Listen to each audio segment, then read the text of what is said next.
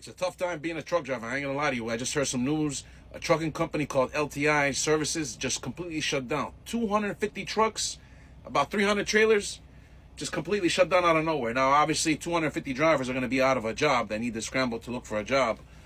But here's the thing is, when I was looking at it, reading the article, I was telling myself, why didn't they downsize, right? Why just completely shut down? Obviously, we understand they're losing money, but there are other alternatives where you don't need to shut down. You just downsize.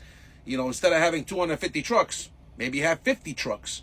It's manageable. But to completely shut down operations, obviously we only know from the outside, me reading the article, but man, 250 drivers out of nowhere got a message saying the company's shutting down completely. They're gonna get them home some way, somehow. But obviously, easier said than done. If these drivers are, God knows where they're at, trying to get them back.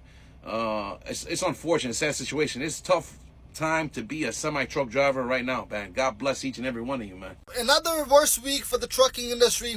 I'm actually sitting in Seattle, Washington right now without a load. I don't have no load right now.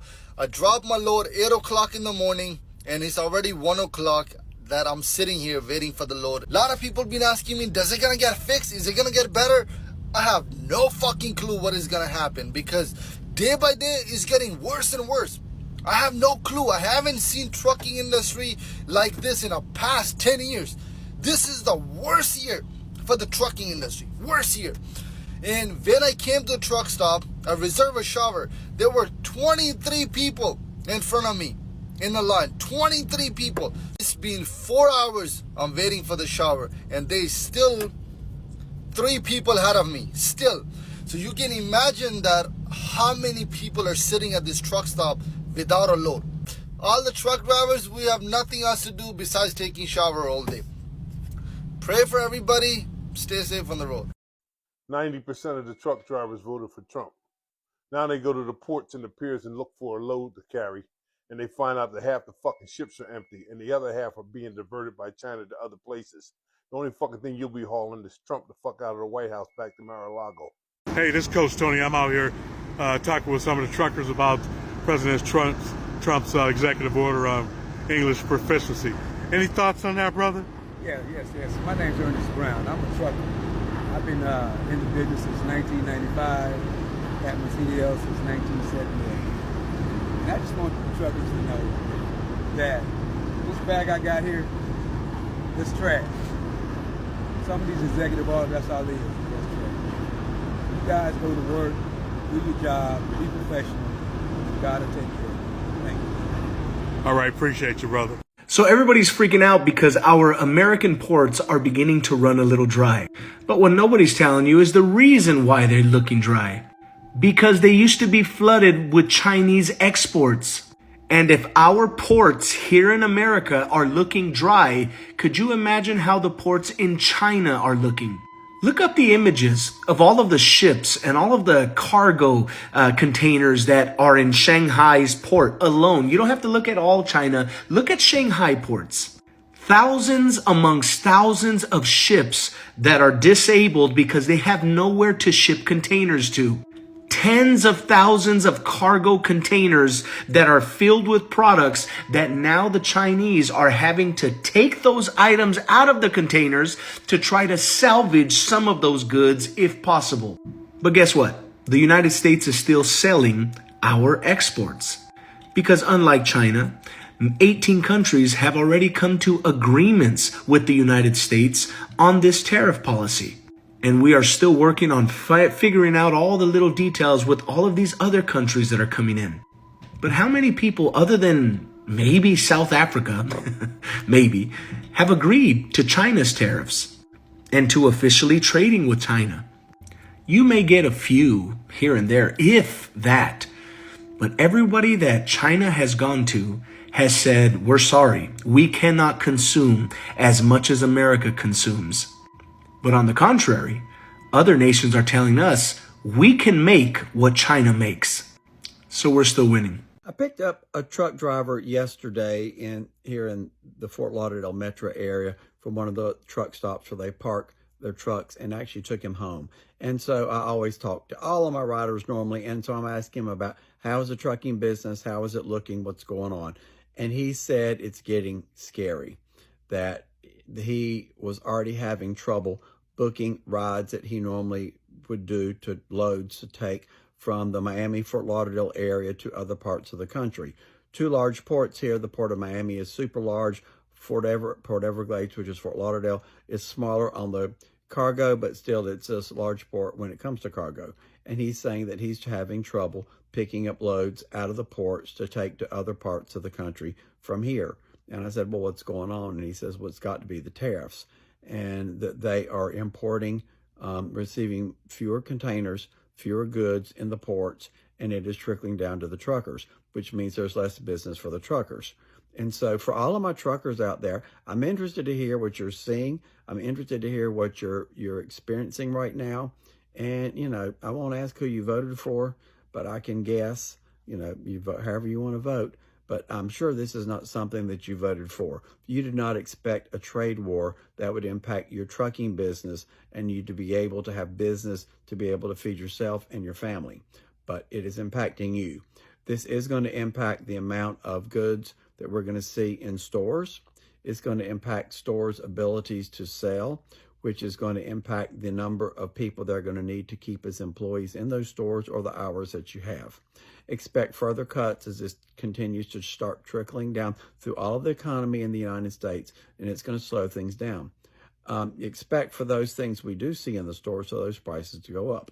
So expect inflation to go up, expect job losses to increase, expect fewer hours if you don't lose your job, and those in the trucking business are becoming concerned that they aren't going to have adequate business that they need to do to pay their bills, to pay their truck fees, their loans, whatever they've got. Those trucks aren't cheap to run and or to buy or to purchase, and it's trickling through everywhere. It's just another little anecdote. And, you know, and if you read, I read another article today in the LA Times, truckers are desperate in Los Angeles because the same thing, the Port of Los Angeles is slowing down and business is hard to find. So thank you, Donald Trump, for crashing the economy. And it's coming. This crash is coming. You can say, I'm just scaremongering or whatever. Watch what happens. Watch how it slows down.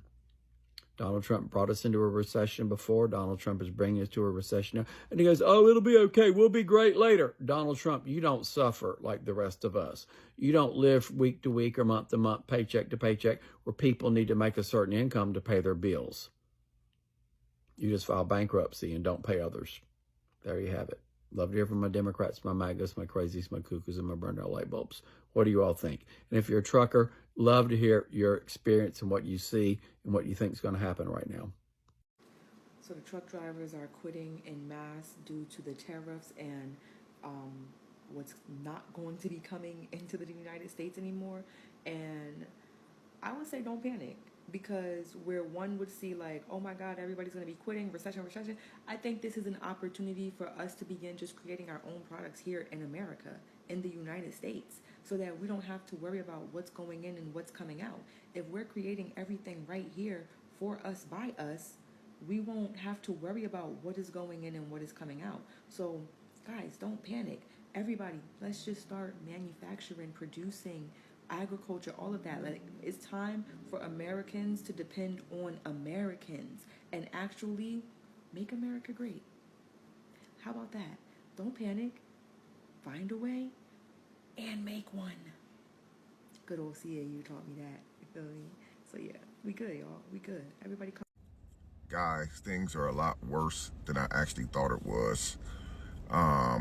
I just got finished looking at about 6 TikToks, and not just TikTok videos, but videos on other social media platforms about a lot of the American truck drivers, as far as like the semi-truck drivers who do the over-road driving, transporting goods from the ports to our local stores. A lot of the truck drivers are really hurt right now. I watched at least 3 videos where the truck drivers are saying, just in this short amount of time with the tariffs going on, that they have to actually sell their entire truck. A lot of those people pay at least $255,000 for the semi. So for those of you who don't know what those trucks cost, they cost around 200 and something thousand. One guy said the best offer that he got on the semi truck was $140,000, and the semi truck is actually a 2020, a 2020. That's just shy of 5 years old. So it's real out here when the truck drivers start speaking out about what's going on with them. They're experiencing a huge shortage where it comes to them being contractors, being contracted out to ship stuff for this company and ship stuff for that company.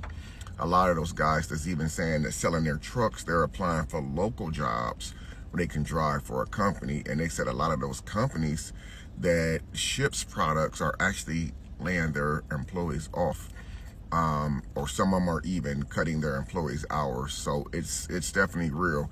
Just seeing the videos like that just let me know just how serious things are, because these are people making videos that lives are really 100% being impacted by the tariffs. We would have never thought in a million years that putting tariffs on China and putting tariffs on these other countries would affect the United States so fast. I would have never thought that the impact would be so fast. The store shelves, a lot of the store shelves really are running empty right now. A lot of people are still using their overstocked products that they ordered from these companies, meaning that shipments are still coming in because they were ordered before the tariffs were implemented. And so they have to honor what's been implemented, basically like a contract type deal. So things are more serious than I thought it was, man. And like, if this is like only the second day of May 2025, I mean, I hate to see what the second and third week of May is going to look like. And we are just in the second day of May, and we're already seeing a humongous catastrophic breakdown of people already talking about losing their jobs when it comes to trucking and transporting food from one state to the next state. The ports are just really, it's bad. What's going on at the ports right now, it's bad. And you know what's really worse? A lot of those jobs are actually union jobs, and the union can't really do anything about that. They can't really override the president of the United States. So I wanted to just bring you guys that, man. That's really some heartbreaking, sad news, man. Thank you guys for watching. If you think trucking is bad now, it's going to get a lot worse. I've been following the trucking data for quite some time in different market cycles, and there's just one thing that people are just not talking about enough. And look, every market, you know, has boom cycles and recessions and things like that, and recoveries, and trucking is going to have its recovery as well.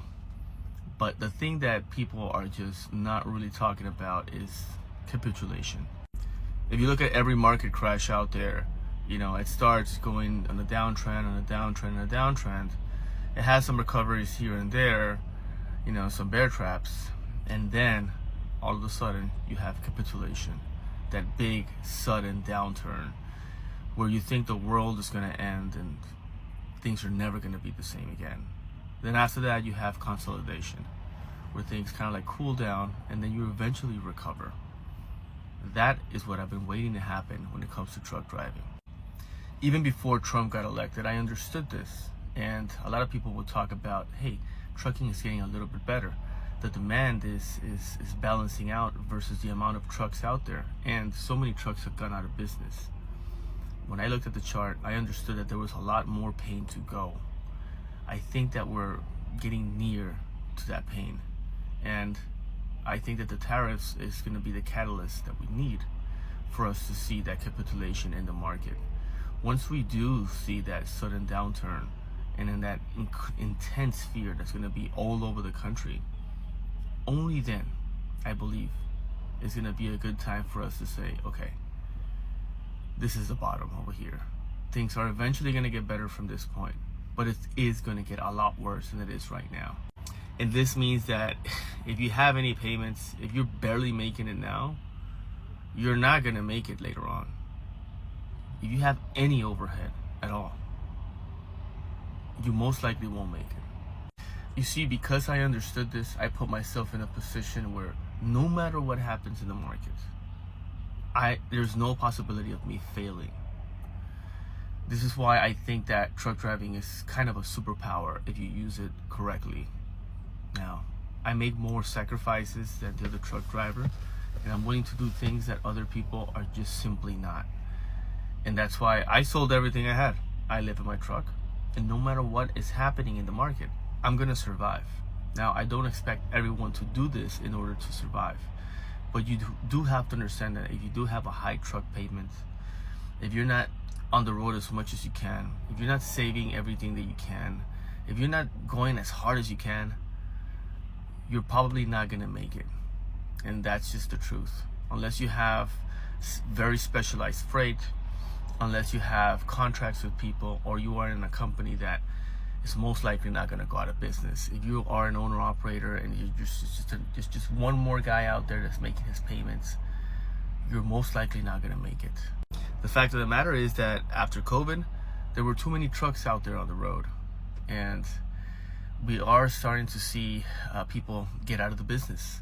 And while, sure, I'm happy that people are getting out of the business, I'm not happy that people are losing their trucks and their investments. I would much rather see these mega carriers lay off people, and it's still something that sucks, but I would much rather see that than somebody lose all of their life and their dreams and everything that they put into a business just for factors that are incredibly out of our control. But this is the reality, so get ready.